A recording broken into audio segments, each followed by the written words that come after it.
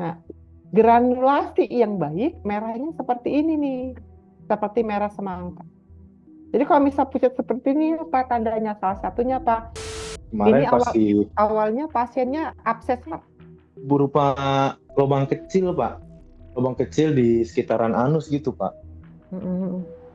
Jadi makin Apa? lama makin besar lubangnya itu. Karena memang kondisi-kondisi seperti ini akan risiko terjadi copot atau rusak balutannya, terutama daerah perineumnya.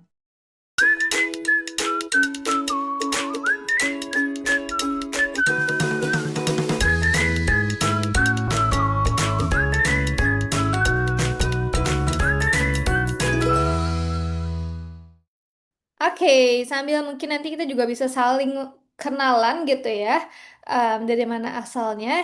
Kita langsung saja nih ke inti daripada acara Medcofazin Academy, yaitu discuss bersama One Expert. Langsung saja kepada Nurse Khairul Bahri, waktu dan tempatnya saya persilahkan. Terima kasih banyak Mbak Evi. Salam Bapak dan Ibu. Apa kabar? Mau menjelang yang sudah puasa siapa?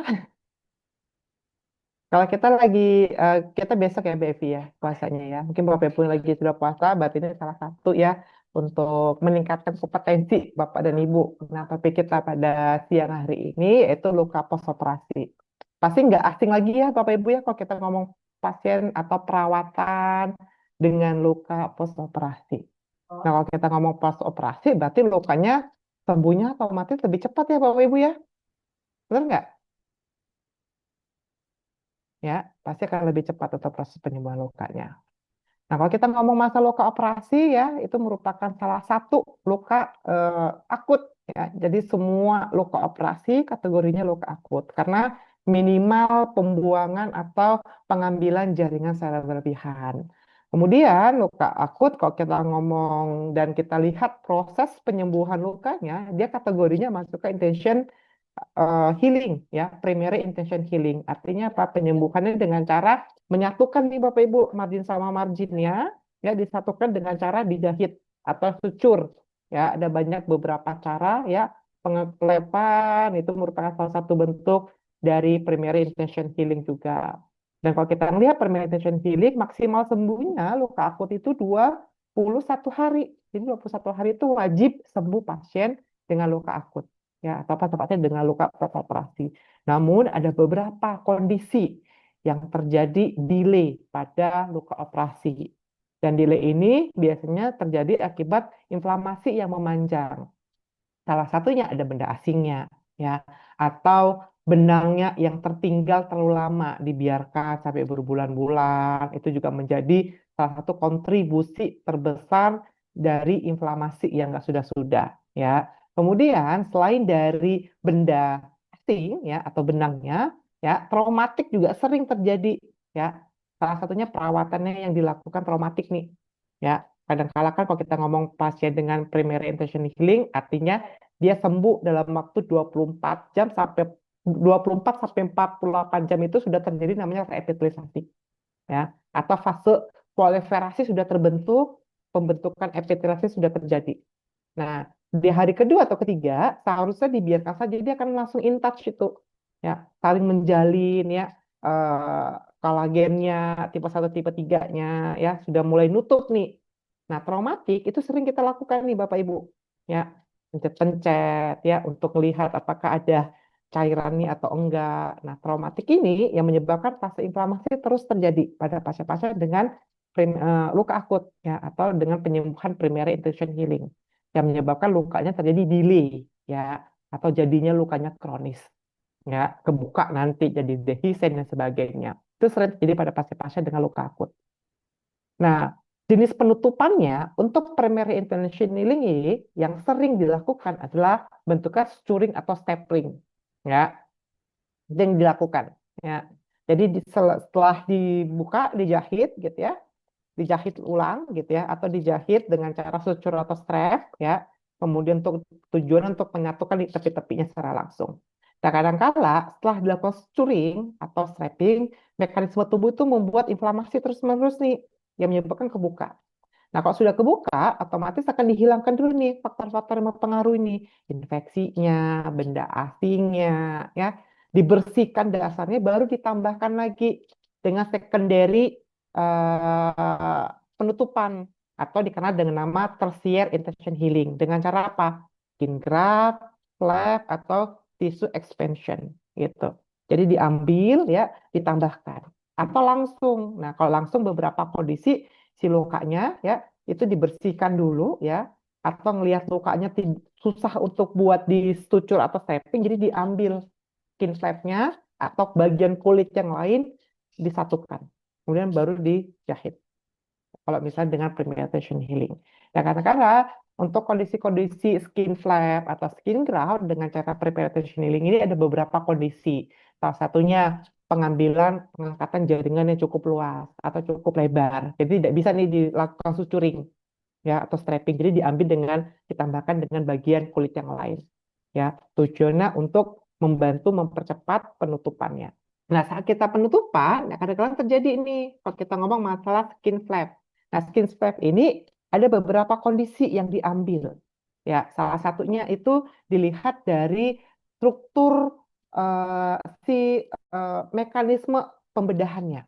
Bisa dari mucocutaneous flap atau fasciocutaneous flap. Bedanya di mana? Bedanya kalau si fascio cuma sampai ke jaringan subkutis aja atau subkutan. Sampai di situ diambilnya ya untuk disatukan dengan yang sudah diambil.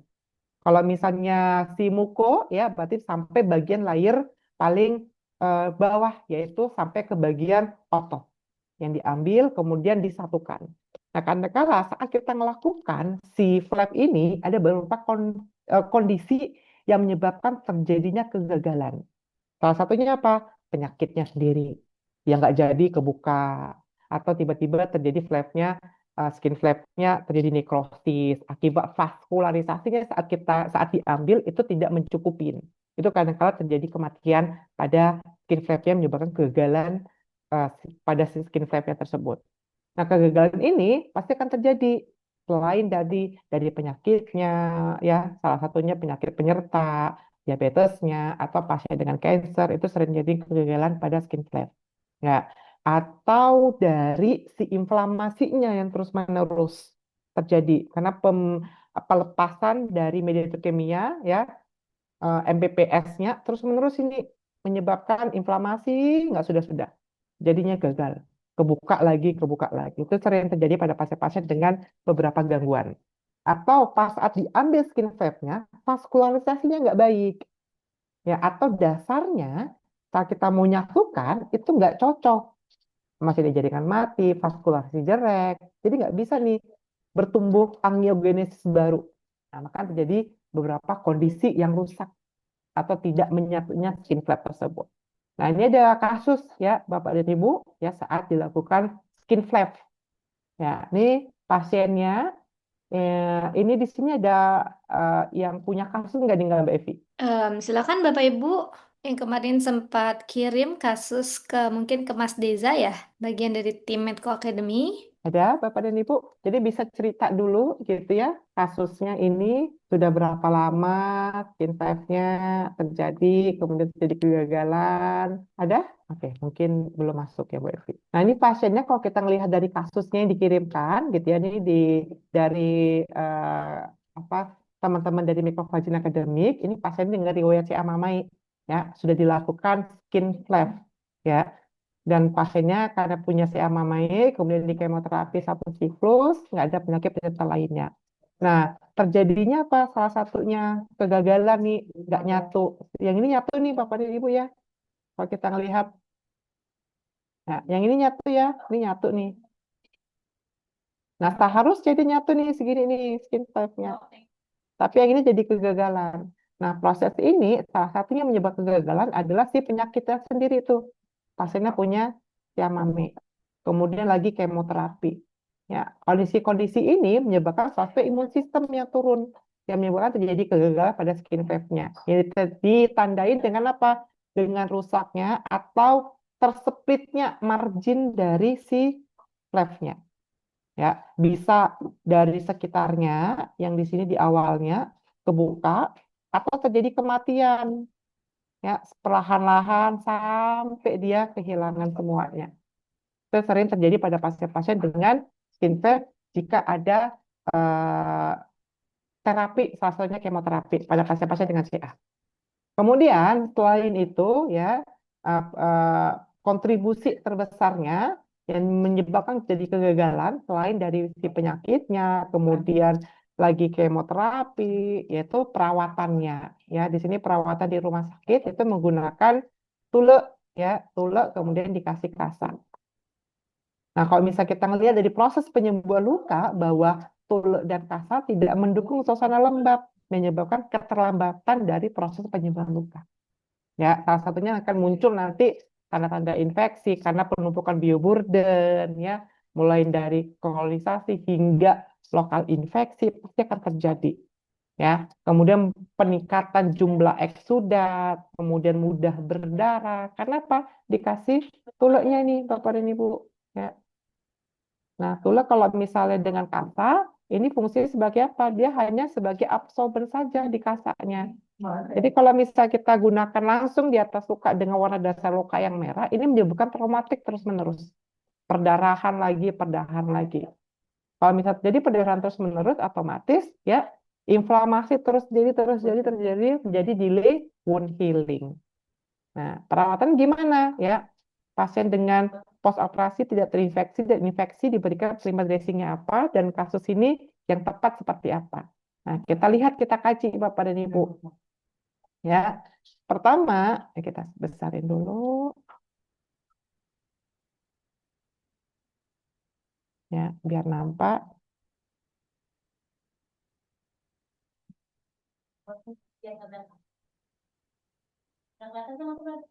Nah, ini kita lihat ya Bapak Ibu ya. Di sini ada goanya, benar ya? Ini ada goa. Ya. Kemudian ini ada lebam. Ya, karena traumatik ya, kehimpit ya. Jadi lebam di sininya. Kemudian di sini epitelisasinya sudah mulai terjadi namun sedikit. Benar ya? Ini sedikit. Nah, kemudian ini sudah ada sedikit margina yang melebihi dari batas tepi lukanya atau edge-nya. Atau dikenal dengan nama hipergranulasi atau overgranulasi. Nah, kondisi pasien dengan CA mamae itu sering terjadi perlambatan dari proses pembentukan epitelisasi. Karena apa? Karena dari si vaskularisasinya, permasalahan kemudian dari pasien yang sedang menjalankan kemoterapi, otomatis imun sistemnya terganggu, pembentukannya tidak baik pada epitelisasinya. Nah, untuk menjaga biar dia tetap aman, gitu ya, biar kondisinya tetap berjalan proses penyembuhan lukanya, jadi pilih balutan yang dapat menghentikan perdarahan. Karena ini pasiennya dengan warna dasar luka merah. Jadi kalau misalnya Bapak dan Ibu gunakan kasa saja di atas sini, selama 3 hari, pasti akan lengket, traumatik lagi. Inflamasi terus terjadi. Ya, pertama harus dicuci dulu. Cucinya apa? Cucinya carilah pilih cairan yang mengandung antiseptik namun ramah terhadap si jaringan yang warna merah ini. Ya, antiseptik yang ramah terhadap si jaringan merah ini. Ini harus ramah. Salah satunya apa? Bisa menggunakan PHMB. Ya, karena ada mengandung antibakterinya. Ya, antibakteri properties. Jadi mencegah pembentukan atau pertumbuhan bioburden. Ya, cuci. Kalau misal mau tambahin sabun, cari sabun yang mengandung antiseptik. Ya, cuci. Kalau nggak ada antiseptiknya, PHMB atau HOCl, boleh cari atau boleh menggunakan air yang siap dikonsumsi. Ya, itu juga aman. Karena apa? pH-nya aman terhadap si jaringannya. Jadi nggak buat rusak dia. Ya, gitu Bapak Ibu. Kemudian untuk primerinya, karena dia sudah ini ada risiko nih Bapak Ibu lihat ya, di sini merah nih. Benar? Di sini agak pucat nih merahnya. Nah, granulasi yang baik merahnya seperti ini nih. Seperti merah semangka. Jadi kalau misal pucat seperti ini apa tandanya? Salah satunya apa? Cek HB-nya. Pasien-pasien dengan si amamae pasti HB-nya cenderung turun. Ya, berarti dicek HB-nya. Kalau misalnya turun, berarti konsumsi nutrisi yang baik agar si HB-nya naik, ya, atau tambah vitamin Fe, ya, untuk menunjang si HB-nya lebih cepat baik. Kemudian untuk mencegah dia biar si epitelnya, ini epitelnya itu dari samping-samping sini ya, pada di tepi-tepi luka bekerja atau berjalan sampai tengah, gitu ya. Jadi harus dikasih balutan yang baik. Salah satunya apa? Kasih dulu nih namanya Metcovazine Red, ya, Metcovazine Red, ya, Metcovazine Red, primer Metcovazine Red. Pertanyaannya, kenapa harus Metcovazine Red? Karena ada kandungan HA-nya, Bapak Ibu. HA ini ya, kalau misal melihat dari skin fold-nya ya, dia akan membantu membuat atau merangsang sintesis kolagen, terutama kolagen tipe 1 dan tipe 3 lebih cepat terjadi pembentukan epitelisasi. Ya, jadi harus dikasih yang mengandung HA. Ya, salah satunya ada di kandungan si Metcovazine Red. Ya, kemudian setelah dikasih tipis nih, tipis tujuannya apa? Untuk biar tetap lembab. Dikasih tipis semuanya. Kalau yang ini dalam, berarti kalau yang dalam nih boleh nih dikasih tebal. Ya, biar si granulasinya cepat naik. Ya, di sini kasih semuanya. Ini kalau nggak salah ini kayaknya tembus deh, Bapak Ibu. Ya, kalau tembus berarti semua dasarnya dikasih. Kemudian baru ditutup karena dia ada risiko perdarahan pada kasus-kasus dengan si amamai, berarti ditutup atasnya menggunakan si alginat atau alginat. Ditutup di atas si alginat. Si alginat. Nah, cenderungnya pada pasien-pasien dengan sudah dilakukan flap, ya, terjadi kegagalan, ya, sudah warna merah, risiko epitelnya rusak karena jumlah eksudat yang bertambah bagi pasiennya lagi kemoterapi. Jadi selain kalsium alginat, ya, Bapak Ibu, untuk akhirnya boleh ditambahkan namanya poliuretan foam. Tujuannya apa? Untuk offloading. Jadi biar tidak terjadi traumatik, nih seperti ini tujuannya. Selain dia offloading, untuk mempertahankan kontur atau si kondisi si kulit sekitarnya, ya, kulit sekitarnya di sini dikasih offloading, boleh pakai foam kemudian di plester, ya. Kalau untuk kasus yang seperti ini, ya. Nah, tadi sudah ya primer sama primernya pakai apa, dan untuk pencegah infeksinya gimana? Berarti cek cara cuci lukanya. Jadi carilah, pilihlah cairan yang mengandung anti mikroba. Salah satunya ada di PHMB, ada di HOCl, atau di superoxide, atau di oxidin HCl. Itu ada mengandung antimikroba properties karena tergolong salah satunya ada surfaktannya yang mampu melindungi, ya, atau mencegah pembentukan bioburden pada dasar luka. Ya, tuh. Nah, karena dia tadi sudah mulai granulasi, jadi kita mau cari dia mempercepat, jadi pilihnya balutannya pertamanya kasih Metcovazine Red terlebih dahulu. Kemudian baru dikasih kalsium alginat, baru di offloading dengan foam. Gitu. Jadi jangan pakai kasa lagi Bapak Ibu. Kalau misalnya Bapak Ibu kasih kasa, otomatis kan traumatik nih terus menerus. Ya, karena apa? Ini tadi sudah mulai hiper. Kalau dia traumatik terus menerus, ini akan hiper di sininya. Ya, karena inflamasi lagi, pembentukan lagi, pembentukan terus menerus. Nggak selesai. Terakhir lukanya nggak nutup-nutup. Ya, kasihan pasiennya. Oke, itu kasus yang pertama. Ya, kita move kasus yang kedua. Oke, kasus yang kedua, ini pasien dengan post fistula ani, ya, 4 hari yang lalu pasiennya 18 tahun, ya, tidak ada riwayat DM. Nah, kondisi lukanya 60% warna kuning dan 40% warna merah. Kedalaman lukanya 5 cm, berarti cukup dalam Bapak Ibu ya. Ketika dibersihkan terjadi perdarahan. Ya, pertanyaannya ya jadi krusialnya tindakan atau balutan primer sekunder yang tepat. Nah, kita besarin Bapak Ibu. Ini pasien dengan fistula ani ya. Nah, ini kita nggak tahu nih di kondisi si dekat WC-nya sebelah mana ini anusnya. Berarti di bawah ya, di sini ya, Pak Ibu ya. Nih. Nah, ini pasti akan risiko terjadi kontaminasi ya, karena dekat sama WC dan mudah lepas. Nah, karena dia kondisinya tadi mudah berdarah, ya, ini visualnya apa karena dia pasien dengan abses, ini kita juga tidak tahu ya. Nah, mungkin dari kasusnya ini ada yang sudah sharing, ada yang join di Zoom, boleh ya cerita terlebih dahulu kalau misalnya ada. Bapak dan Ibu ada nggak kasus yang kedua? Ini kasus dari Pak Auzan. Beliau home care dan Mm-mm. kebetulan dapat kasus ini. Mungkin kalau ada Pak Auzan yang sudah join di grup di Zoom, boleh nih diceritain dulu riwayatnya seperti apa. Ada nih Pak Auzan Hudzaifah.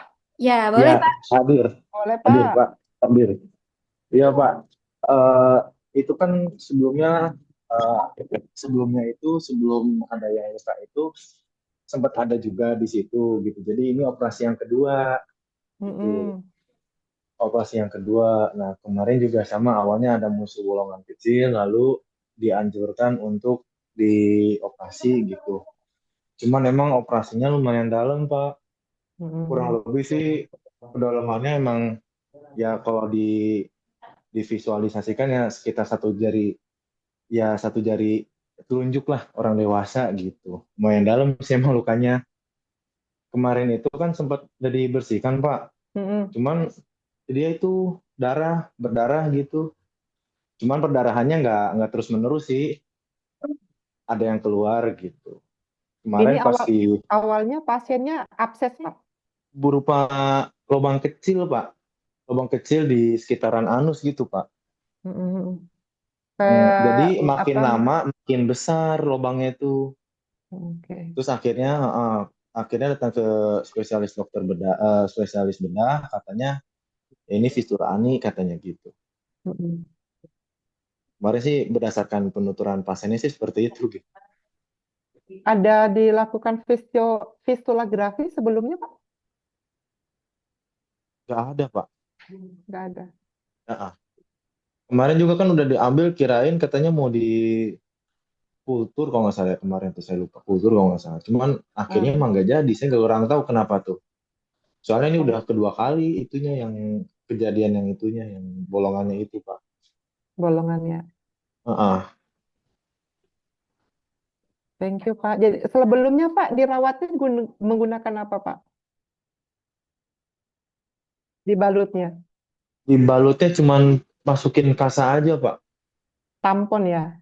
Ya tampon gitu, kayak tampon. Heeh. Dari rumah sakitnya itu dimasukin tampon aja. Selain tampon ada lagi nggak Pak? Udah Pak itu aja, tampon aja. Oke. Nggak ada lagi yang lain.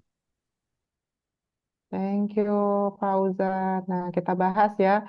Nah, pasien-pasien dengan yang risiko terjadi seperti ini, salah satunya itu bisa karena berupa virus, Bapak dan Ibu, yang sering terjadi, atau hygiene-nya yang tidak bersih, ya, menjadi infeksi di bawah kulit.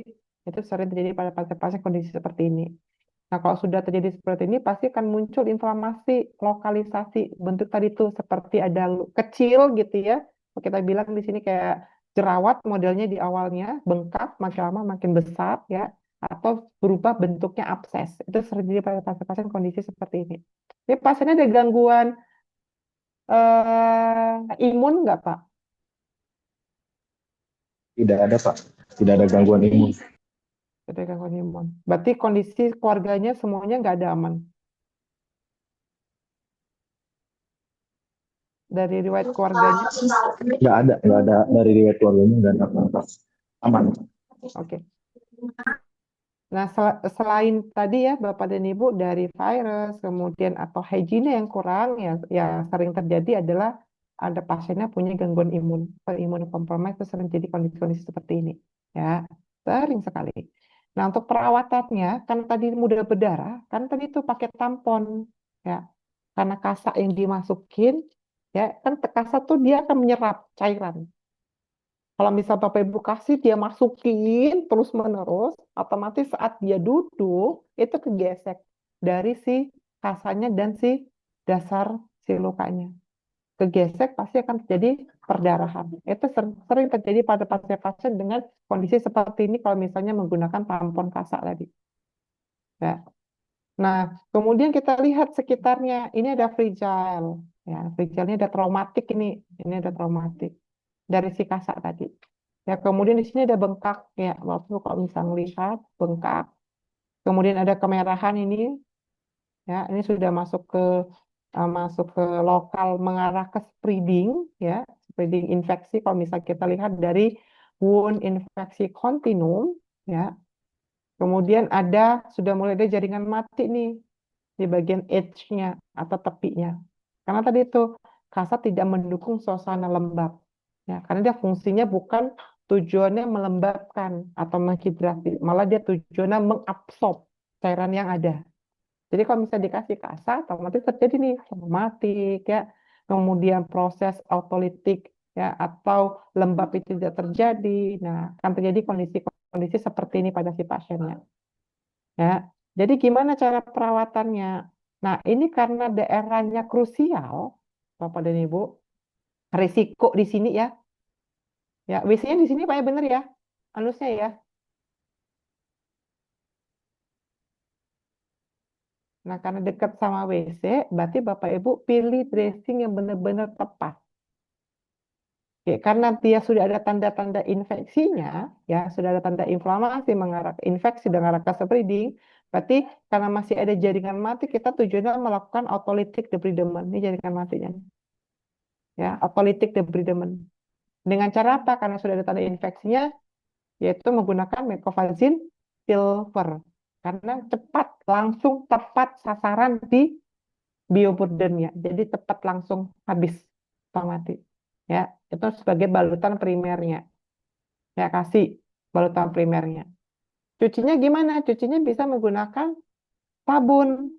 Ya, karena daerah WC nih. Jadi nanti pasiennya atau nanti pas kita bersihkan cuci semua area ini semuanya. Ini cuci semua. Karena risiko kontaminasi ke lukanya. Cuci semua sampai bersih pakai sabun kemudian keringkan. Boleh pakai NS, boleh. Boleh pakai air mineral juga boleh. Ya, setelah itu baru di otolitik di sininya. Untuk tujuan yang pertama, kita mau pisahkan dulu nih jaringan sehat sama jaringan yang nggak sehat. Dengan cara kita otolitik. Kasih di sini. Mecofazin silver. Pasti setelah kita lakukan otolitik akan mengeluarkan cairan yang banyak. Kemudian risiko terjadi buka atau copot. Karena daerah sini nih, daerah lipatan pasti akan mengeluarkan keringat yang berlebihan dan mudah copot. Ya. Jadi setelah kita kasih silver, kita kasih namanya foam atau fiber gelling, boleh. Karena mau otolisis dulu, boleh pakai fiber gelling. Fiber gelling, kalau misalnya dia kena cairan, dia akan berubah menjadi gelling, mempertahankan lembab tadi lebih maksimal. Jadi otolitik lebih terjadi. Oke, kemudian baru kita tutup dengan transparan film. Ini transparan film. Ini TFT namanya, transparan film. Oke, tutup semua transparan film. Nah, kemudian saat kita tutup transparan film, pastikan sebelum kita tutup daerah sekitar ini benar-benar kering. Ini kering. Nggak boleh lembab sedikit pun. Nggak boleh lembab. Kalau lembab otomatis transparan filmnya nggak nempel. Dia harus benar kering. Kalau misalnya nggak bisa kering, ada namanya produk namanya skin barrier. Skin barrier fungsinya dia melindungi sekitar nih, Bapak dan Ibu. Melindungi sekitarnya. Itu skin barrier, melindungi sekitar kulit ini. Tujuan apa? Biar dia nggak banyak sih ngeluarin eksudatif atau cairan berlebihan atau keringat berlebihan. Jadi tensilnya lebih kuat karena ada fungsi bariernya tadi di atasnya. Kalau sudah dilapisin dengan skin barrier, Bapak Ibu menggunakan transparan film juga aman. Kalau takut gitu ya, kalau takut nanti takut copot ini karena daerah daerah sih sini nih samping sini ya. Jadi boleh dilindungin dulu daerah sini. Kalau misalnya memang benar-benar takut copot, yaitu dengan hidrokoloid untuk di segininya. Kalau misalnya nggak ada transparan film, gitu ya, boleh dengan hidrokoloid di sininya. Sudah dengan hidrokloid, tadi barusan tetap sama ya Bapak Ibu ya. Barusan tetap sama. Yang mecofazine-nya, silvernya, kemudian fiber ya. Kalau misalnya nggak ada fiber boleh pakai foam. Tapi sini lindungin dulu nih, pakai hidrokloid daerah sini. Udah dikasih tuh yang pertama silver ya, gelling atau foamnya, terus fiksasi dengan tap adhesif. Boleh pakai merek apapun ya, tutup semuanya. Baru di luarnya kasih transparan film. Biar dia tidak saat dia apa namanya BAB, jadi nggak masuk fungsi transparan film. Jadi dilindungin lah. Kalau misal pakai peset biasa, otomatis kalau dia BAB, cebok otomatis akan basah. Kalau misalnya basah, ya mau nggak mau harus diganti dengan yang baru. Nah, diajarkan si pasiennya kalau misalnya basah boleh diganti. Kalau misalnya biar aman, 3 hari terjadi holistik yang baik, ya sudah menggunakan transparan film. Di sini tutupnya. Nanti 3 hari dievaluasi. Kalau misalnya sudah terjadi otolitik, ini akan hancur. Fauzan, ini akan hancur nih di sini. Yang selap ini akan hancur. Ini boleh dilakukan mekanikal. Karena sudah terpisahkan nih dengan jaringan yang sehat sama jaringan yang nggak sehat. Diambil otolitik. Ya, diambil dengan mekanikal, kemudian dilakukan hal yang sama. Sampai dia nutup. Karena kala pasien dengan kondisi seperti ini butuh nutrisi yang lebih ekstra. Ya, jadi proteinnya, vitaminnya, terutama vitamin A, vitamin C, ya, kemudian zinc, ya, itu penting ya untuk membantu regenerasi selnya yang telah rusak dan mengurangi inflamasi yang berlebihan. Ya, itu wajib. Kondisi-kondisi pasien seperti ini. Itu Pak Uzan. Karena lihat dari kondisinya masih 18 tahun ini. Ya, kalau 18 tahun berarti proses penyembuhannya otomatis lebih cepat. Ya, biar tidak terjadi traumatik nih seperti ini nih, traumatik kasihan pasiennya. Ya, ini traumatik karena diberi tampon tadi. Itu Pak Uzan. Mbak Evi. Yes. Nah, gimana Pak Uzan? Sudah cukup sangat-sangat terjawab ya. Sesuai dengan pertanyaannya, tindakan apa yang harus dilakukan, balutan primer dan sekunder apa yang tepat.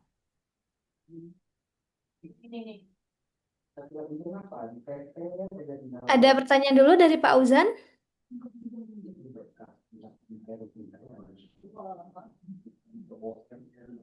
Nah, Pak Uzan mungkin lagi dinas nih Mbak Evi. Oh ya, oke. Oke, Bapak Ibu semuanya, em, untuk 2 kasus tadi sudah diterangkan dan dikupas tuntas oleh Nus Khairul. Mungkin di sini Bapak Ibu ada pertanyaan kah yang sesuai dengan topik hari ini? Ibu Maulidatul Azizah, silakan. Ya baik, terima kasih Nurse. Izin bertanya, kebetulan pernah dapat juga di rumah sakit dulu tentang kayak gitu luka fistula ani. Nah kebetulan pasiennya belum ada stoma gitu Nurse.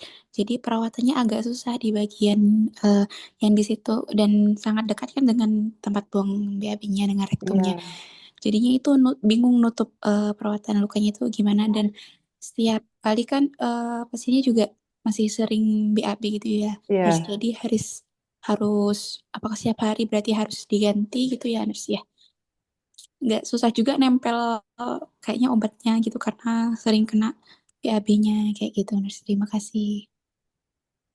Oke, terima kasih. Nah, karena tadi itu sering Bapak dan Ibu ya, karena tadi dia basah dan lembab, nah makanya sering copot di daerah balutan, terutama daerah yang sini nih, daerah perineumnya, ya, yang dekat anus.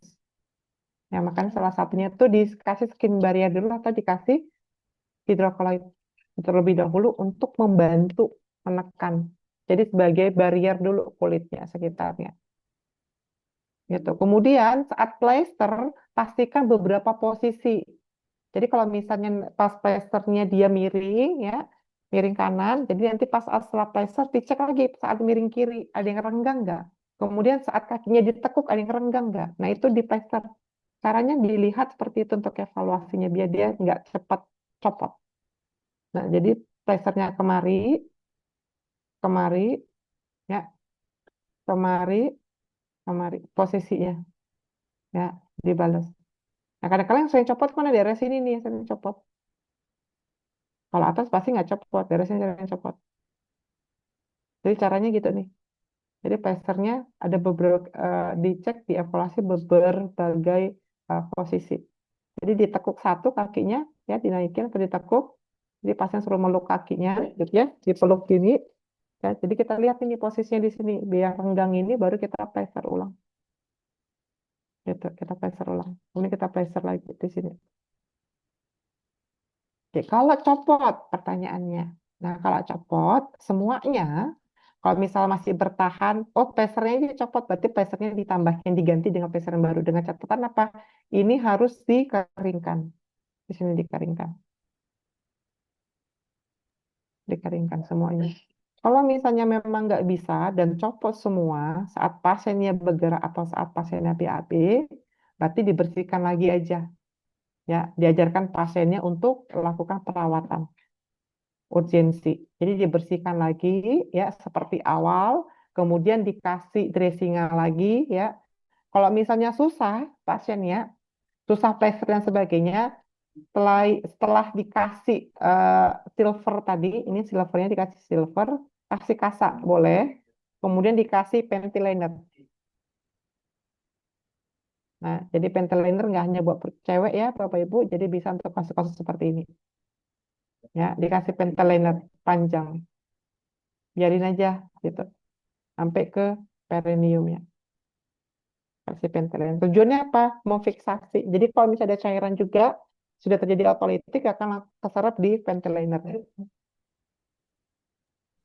Nanti kalau dia mau BAB ya, tinggal dibuka pensilinernya gitu ya. Kemudian BAB kalau misalnya basah yang fiksasinya tinggal ganti dengan fiksasi yang baru. Kalau misalnya copot lagi semuanya, ya sudah lakukan perawatan lagi. Karena memang kondisi-kondisi seperti ini akan risiko terjadi copot atau rusak balutannya, terutama daerah perineumnya. Nah, seringnya di daerah perineum terjadi plesternya copot karena daerahnya lembab di sini dibandingkan dengan yang bagian atasnya. Nah, ini Oke. menjadi challenge juga nih kalau misalnya kita lakukan perawatan khusus daerah-daerah seperti di daerah-daerah ini, Bapak dan Ibu. Oke, berarti ada, kalau bisa disimpulin tuh berarti ada 3 kemungkinan ya, Sairul, cara yang bisa dilakukan ya. Benar. Pertama adalah pakai skin barrier gitu ya. Itu apakah bisa disebut sebagai top treatmentnya, pakai skin barrier? Terus kemudian bisa pakai hydrocolloid dulu ya, periwoundnya. Yang ketiga, salah satunya pakai ventilator, tapi memang harus lebih sering berarti ya proses ganti Ya, balutan. benar. Nah, kalau misalnya top paling gampangnya, paling mudahnya, lebih cepat dia apa tracernya itu merekat itu si skin barrier itu. Karena dia mengurangi pembentukan si apa keringat di daerah sini nih. Jadi nggak buat lembab dia. Dibandingkan kalau misalnya Bapak dan Ibu menggunakan misalnya hanya hidrokolit saja. Kadang-kadang kalau hidrokoloidnya dia sudah jenuh gitu ya saat dia jalan atau gerak itu kan dia lebih tebel. Otomatis akan lebih copot. Nah, lebih copotnya seringnya pada daerah saat dia gerak. Terutama daerah sini kan gerak ini ya. Nah, pasti akan copot gitu. Jadi lebih amannya ya klinisi yang selama ini kita dapati kasus-kasus yang seperti ini kita kasih skin barrier semuanya di sini sebelum ditutup skin barrier. 5 detik dia akan rilis, akan kering, akan bentuk seperti ada lapisan di atasnya kalau kita menggunakan skin barrier. Nah, skin barrier kalau sudah ketemu dengan si kulit, dia akan meresap, kemudian peser lebih cepat lebih tahan dia. Jadi lengketnya lebih kuat dia dibandingkan tanpa menggunakan skin barrier. Khusus daerah-daerah seperti di daerah-daerah ini. Gitu Bapak Ibu. Dibandingkan hanya oh mau pakai si hidrokloid boleh-boleh aja saja, tapi risikonya pasti akan copot karena dia gerak Oke. gitu. Mungkin kalau misalnya nanti Bapak Ibu cari di Google, kalau langsung cari skin barrier itu memang nggak muncul ya Bapak Ibu ya, apa sih itu produk skin barrier ya. Tapi yang biasa memang ada gitu ya Nurse Hyrule, itu biasa pakai Convatec kalau nggak salah ya. 3M ada, Oh terus ada 3M, dari oke. produk Invion juga ada. Oh oke ya. Tapi kalau dia Jadi lebih besar kalau produk Invion. skin barrier untuk luka ya, karena kalau saya tadi coba search nih di Google, Ah, skin barrier itu lebih banyak produk Oman. skincare. Oh, Bukan untuk luka gitu. Takutnya nanti salah arti nih skin barriernya itu yang gimana produknya. gitu. Bapak dan Ibu. Ada lagi? Oke, ini last question mungkin ya dari Pak Dedi Setiawan. Ada di kolom chat bertanya untuk perawatan luka fistula ani. Pasti lama penyembuhannya. Nah, teknik dan edukasi ke pasien gimana ya? Karena sering soal di rumah sakit pasien kembali ke UGD dengan keluhan lukanya berdarah lagi. Mungkin Nah, yang kalau perlu izin dulu, Nurse Hairul, mm, soal lama sembuhnya gitu ya. Ini kan jadi salah satu tantangan, tapi mungkin yang perlu dikonfirmasi adalah mungkin kalau Bapak Ibu yang pernah ikut perawatan luka gitu ya, itu bisa prediksi perawatan luka itu sebenarnya berapa lama gitu ya. Nah itu silakan Nurse Hairul.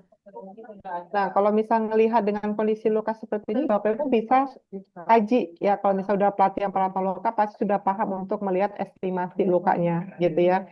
Salah satunya apa? Dilihat dari ukurannya, ya, panjang kali lebarnya, stadiumnya, kedalamannya, sesuai dengan Winner Scale Score.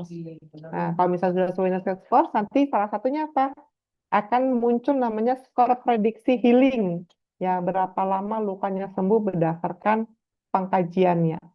Nah, sudah kita kaji, itu akan bisa lebih kerucut, artinya apa? Bisa berkurang atau kurang dari estimasi atau bisa lebih. Kalau misalnya tidak ditambah dengan kontrol dari sistemik pasiennya. Salah satunya apa? Nutrisinya. Gitu. Kemudian edukasi selanjutnya yang bisa diberikan kalau misalnya seringnya tadi tuh bocor atau lepas. Nah, jadi kita ajarkan cara step by step perawatannya kepada si pasiennya. Kalau lepas, kalau nggak lepas sudah dipertahankan si kondisinya. Kalau misal plesernya aja yang udah mulai lepas, berarti tinggal dibuka pleser yang lama, tambahkan dengan pleser baru. Kalau copot semuanya, ya seperti pertanyaan sebelumnya, ya sudah diajarkan cara perawatannya. Gitu. Oke, mungkin seperti itu ya Pak Itu Dedi Pak Dedi. Setiawan untuk jawaban atas pertanyaannya. Oke, sekali lagi mungkin di sini Bapak Ibu sebagian mungkin udah ada yang pernah ikut pelatihan perawatan luka gitu ya, baik yang basic yang 4 hari ataupun mungkin yang advance. Tapi mungkin juga sebagian dari peserta yang hadir pada siang hari ini juga belum pernah ikut pelatihan perawatan luka, itu juga nggak apa-apa banget. Tapi semoga nanti Bapak Ibu punya kesempatan gitu ya untuk bisa ikut pelatihan supaya seperti tadi ya teknik untuk bisa hitung berapa lama proses penyembuhan lukanya gitu, terus kemudian berbagai jenis dressing gitu ya yang biasa dipakai. Salah satunya tadi adalah soal skin barrier itu seperti apa gitu. Itu semua sebenarnya adalah sudah dilakukan pembelajaran di pelatihan perawatan luka, baik itu yang 4 hari CWCCA ataupun yang advance selama 2 minggu gitu ya. Nah, buat Bapak Ibu semuanya yang mungkin juga tertarik nih untuk ikut pelatihan perawatan luka gitu ya, mau lebih dalam lagi mengetahui, itu bisa check it out ya di websitenya Diklat ya atau woker.co.id. Terus silakan pilih menu pelatih Diklat gitu ya. Nanti di sana bakal banyak jadwal pelatihan karena biasanya pelatihannya itu nggak hanya di satu titik tempat di Bogor misalnya gitu ya, tapi biasanya itu roadshow di berbagai daerah. Setiap provinsi itu biasanya ada. Nanti bisa dapet jadwal lebih detailnya itu di websitenya. Mungkin saya izin dulu untuk cariin websitenya supaya nanti Bapak Ibu bisa langsung um, spill ya atau cek-cek gitu ya kira-kira jadwal terdekat eh, di tempat Bapak Ibu itu ada di tanggal berapa ya? Tuh. Iya. Dan Nah, kita juga ada, Mbak Evi, ada buka program online di Maret batch kedua. mhm. Jadi full programnya dia online. Jadi Bapak Ibu kalau misalnya mau segera gitu kan, mumpung ada program online itu juga bisa di bulan Maret. Oh, oke, menarik banget tuh online ya. Karena biasanya banyak yang terkendala sama cuti gitu ya.